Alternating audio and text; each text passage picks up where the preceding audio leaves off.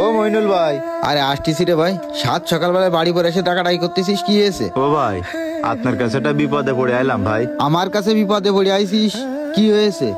ভাই, আমার মা 1 সপ্তাহ ধরে হাসপাতালে ভর্তি, ব্রেন টিউমার হয়েছে। কালকে অপারেশন করবে।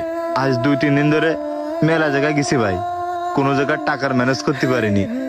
আপনি আমারে 10,000 টাকা ম্যানেজ করে দেবেন ভাই। আরে দে, হাত ছাড়। আসলে আমার কাছে তো এই মুহূর্তে কোনো টাকা পয়সা নেই রে। টাকা পয়সা থাকলে তো আমি তোরে দিতাম, তুই অন্য কারোর কাছে যাই দেখ, পালু পাতি পারিস। আপনার কাছে যদি না পাই তাহলে আমি কারোর কাছে পাবো না। ও ভাই, আমি আপনার পায়ে পড়তে যাতে আমার ফিরোই দিয়েন না। আমার মায়ের কালকে অপারেশন ভাই, আপনি আমার 10,000 টাকা দেন ভাই। আপনি যদি টাকা না দেন আমি আমার মাকে বাঁচাতে পারবো না ভাই। আমি চাইনি আমার জন্য আমার মা অনেক বড় ক্ষতি হয়ে যাক। আপনি আমার 10,000 টাকা দেন না, আপনার পায়ে দুক্ষণ ধরি দেন না ভাই, আমার 10,000 টাকা ম্যানেজ করে ভাই। আচ্ছা ওঠ, আমি দেখতেছি, ওঠ। আরে ভাই উঠবি তো?